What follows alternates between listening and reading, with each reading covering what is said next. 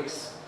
I am really honored to present this topic in front of the giant which we all respect very much, and Ekadasa. So, dear friends, at the outset, let me congratulate Dr. Jyotidev, Sunita and team for the excellent global show he has been running for the past so many years.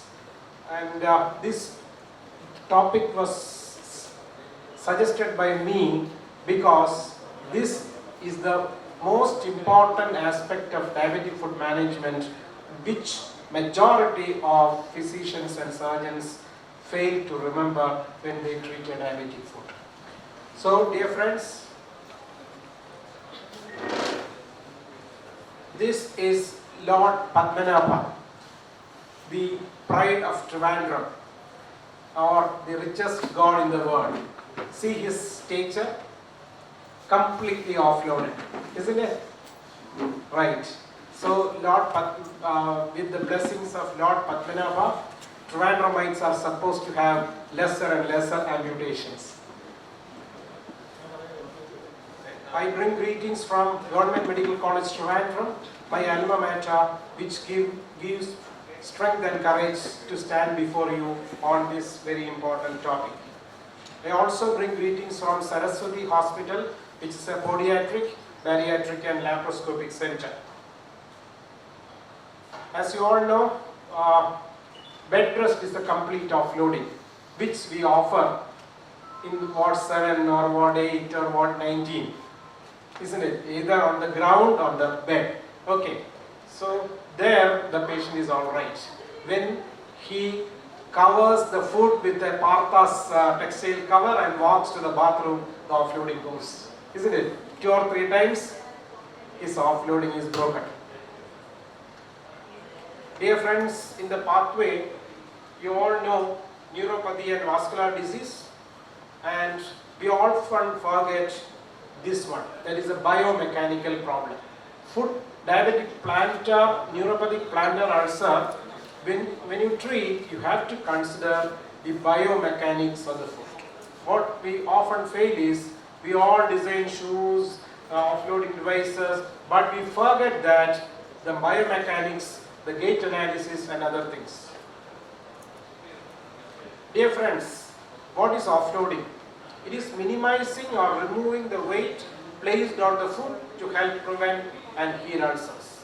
Offloading involves the use of devices that redistribute the weight or force onto other areas of the body rather than on the wound. So the wound is protected from bearing the 50% of the weight is borne on one foot. So the ulcer area is protected from that weight. It can be temporary or permanent. Dear friends, we all see this, isn't it? When a dog gets an injury, he walks on 3 legs, and once it is healed, he starts using this one. But fortunately, dog has no neuropathy, no diabetes.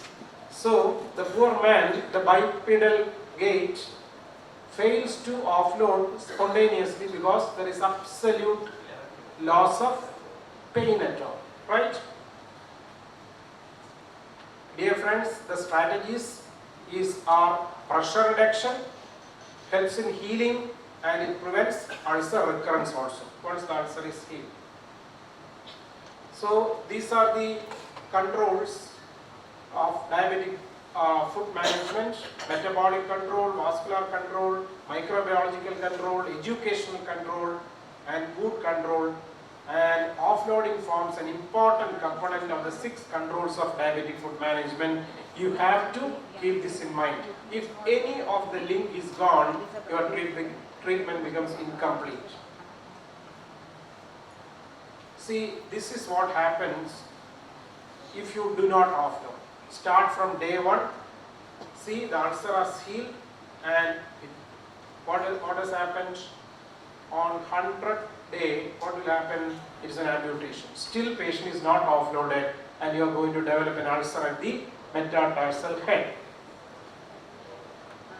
Dear friends, this study group includes our dear Vijay Vishwanathan also. Sikobus is there, David Armstrong is there. They have given a clear-cut guideline on offloading foot ulcers, where if you can look at, it's a crowded slide, non-plantar abscess, ulcer, not much needed, plantar forefoot and midfoot, and plantar heel ulcer. As you all know, heel ulcers are very difficult to heal. This clearly gives guideline what to do. There is a role for surgical offloading also at the end, left hand side, you can see. Dear friends, we have lot of offloading options. Crutch or walking frame, which is very commonly used, walkers, and are very convenient also. Total contact cast or instant total contact cast, ball or iron cast, footwear modifications, half shoes, clogs, insole reliefs, etc. etc. But dear friends, please note that we have plenty of sophisticated, costly offloading, temporary offloading device available in the market. But please think, like sulfonyl urea we discussed, how many of our poor patients can afford all these things? That is the greatest challenge as a podiatric surgeon which I face. So you have to use less costly but effective devices. You can devise, you can design, it's very easy, I will show you how. And these are the standard non-surgical offloading devices we use. I will narrate one by one. This is the gold standard offloading device discovered by none other than John Kahn in Sri Lanka, popularized by Paul Brandt. Thousands and thousands of leprosy patients saved their legs because of total contact casting. And this great man, we owe to them because we borrowed a lot of treatment principles of leprosy and extrapolated into diabetic foot. It's a very simple one. What you do is, this is the one which what happens in total contact cast, right? The contact becomes disseminated and becomes total to the entire foot plantar area, number one.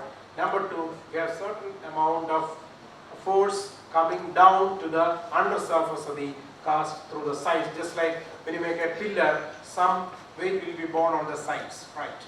So it's a, I can vouch, 100% effective offloading device, gold standard.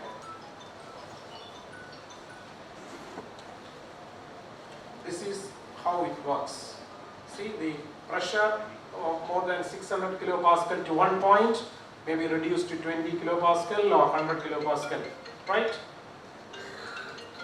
And you have lot of modifications are there. You can use shell cast, modular casts are available, splittable one, but the most effective one is ordinary plaster of Paris cast because patient will not be able to remove it.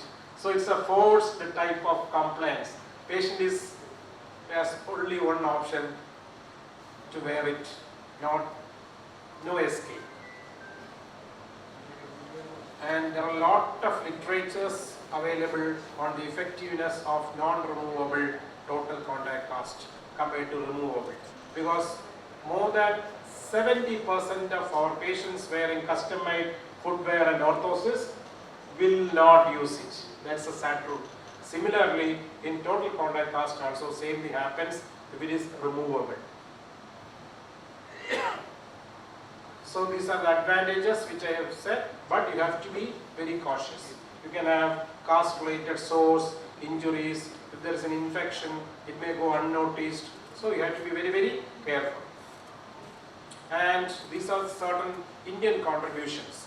This is MOD, it's called Mandagini offloading device. It is my friend Dr. Sunil V. Carey from Hubli designed it. I will show you how to make it. Then, as sir said, we have a discussion on workshop model. So it's a very simple thing. I will show you how to make it. Then CISOD is our contribution. Then your felted form, medical grade felted form is costly. For that you can use ordinary U form sponge used in upholstery. I will show you. This is nothing but one pair of gloves enclosed in a elastoplast, elastic bandage with one side gum. It's called elastoplast, you know. In head injury and all, after craniotomy, we use pressure dressings. So the same thing we use to cover this. It contains some trapped air and rubber. So it's a air cushion offloading device. How will you use it? Suppose there is an ulcer. This is just representation only, it's not action. We have to complete the dressing and put it just proximal to the, and ask the patient to walk on the heel. Accidentally, if he stands, the ulcer is protected. The weight will come only to the offloading device. Or you can fix it like this if the skin is okay. If it is neuropathy and severe, very insensitive skin, you have to be very careful. Don't do this.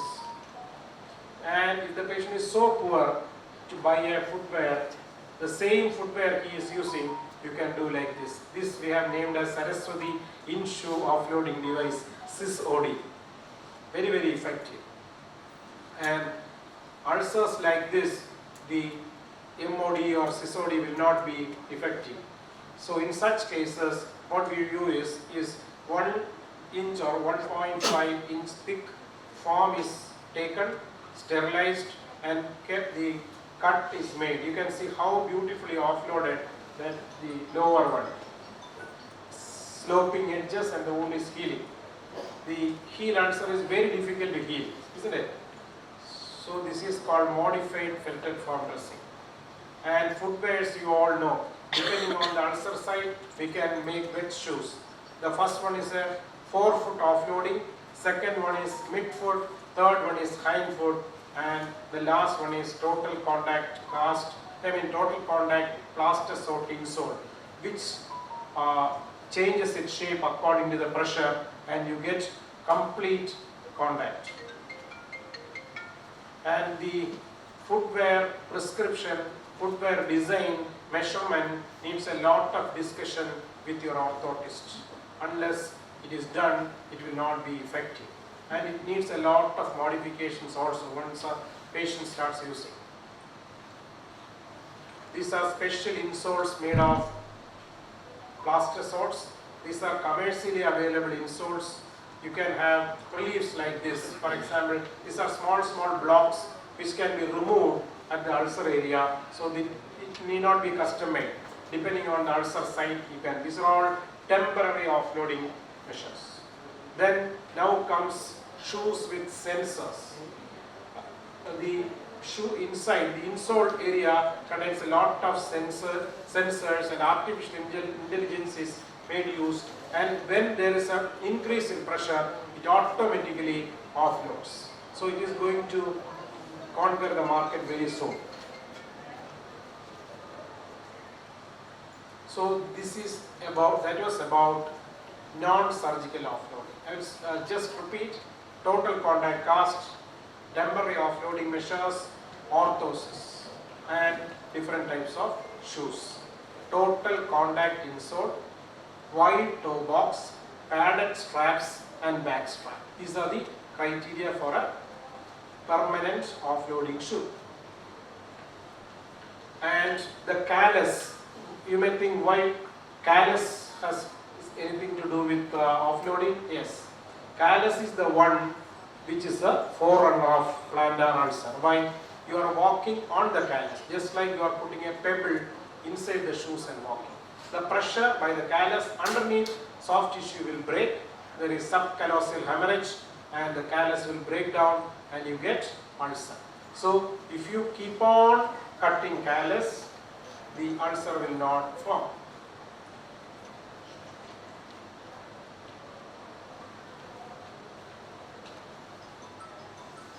Just for the sake of completion,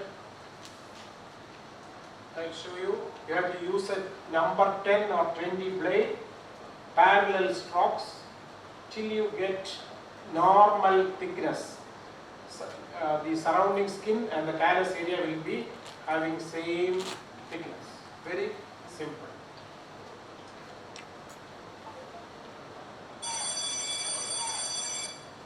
Then this is needle tenotomy. Very simple. The flex, the plateau is straightened by severing the tendon, flexor tendon by a needle. There is no wound. Patient it can be done as an office procedure. Patient can go home immediately after the surgery. Very, very simple. You can do it in your side room or the consultation. See, blood set needle, the beveled edges will act as a knife. Then a lot of procedures are there. This is a mid-tarsal amputation. Patient gets overaction of the tendon Achilles and ulcer on the tip when he walks. All extensor muscles are gone. So what is being done is, we are opening the tendon Achilles area and making an isoplasty to lengthen the tendon Achilles so that overaction is prevented and the ulcer at the amputation stump is healed. Then you can have a very simple, the second video you can see, we are marking points, alternate points on the tendon Achilles region. Can you see? 3 points we mark and make a small partial cut in the tendon, do a sudden dorsiflexion, there will be lengthening. It is called closed tenotomy or trihemitenotomy. So these are the two methods very, very commonly used, and the problem is the patient will have functional equinus, he will not identify, patient will keep on getting ulcers in the forefoot. The reason is the calf muscles are overacting and tendon Achilles is contracting. So these are two procedures which are very, very useful. See, I am doing an isoplasty. A length of 3 to 4 centimeter extra is available. And this is a very, very effective and more safe procedure. The gastrosoleus resection, what you do is, the zone 2, there is a middle portion, you have the muscular fibers as well as the aponeurotic portion, you know. The lower part only TA, middle part both aponeurosis and the fleshy muscle, upper part only muscle, calf muscle. So the middle part you open, see the aponeurosis and cut. Karnampalli sir is not there, sir. Can we take a few more minutes? Yeah. And just this is Keller's arthroplasty.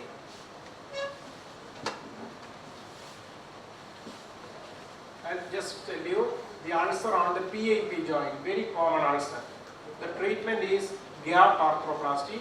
You remove proximal phalanx, proximal portion of the proximal phalanx, and that will make the big toe flail, and when there is pressure, it dorsiflex and the ulcer heals completely. Then metatarsal head excisions. If one metatarsal head is the incriminating point producing ulcer, you can remove the metatarsal. This is 5th metatarsal head being excised. You make an incision and retract the extensor tendon and remove the metatarsal head, and the ulcer will heal. And peroneus longus brevis, you know, peroneus longus is a strong pronator as well as a flexor. If it is overacting, you get recurrent ulcers on the plantar-medial aspect, and you can cut the peroneus longus tendon and connect it to the brevis, and the pronation is gone. So there is another popular one. So my dear friends, if offloading is not done, the patient walks to death. That's the ultimate statement I can tell you. If there is an ulcer and if it is not offloaded, patient will keep on walking, and one day he will die of fulminant sepsis, losing the limb, septicemia or whatever. So to conclude, if you don't offload, I said what it is. Total contact cast, irremovable devices are gold standards, and you choose your modality of offloading based on individual merits, demerits, and the economic status of the patient. And I quote this sentence, what George Bernard Shaw said, which is holding good even now. I marvel that society would pay a surgeon a large sum of money to remove a patient's leg, but nothing to save it. Thank you very much for the... Thank you again.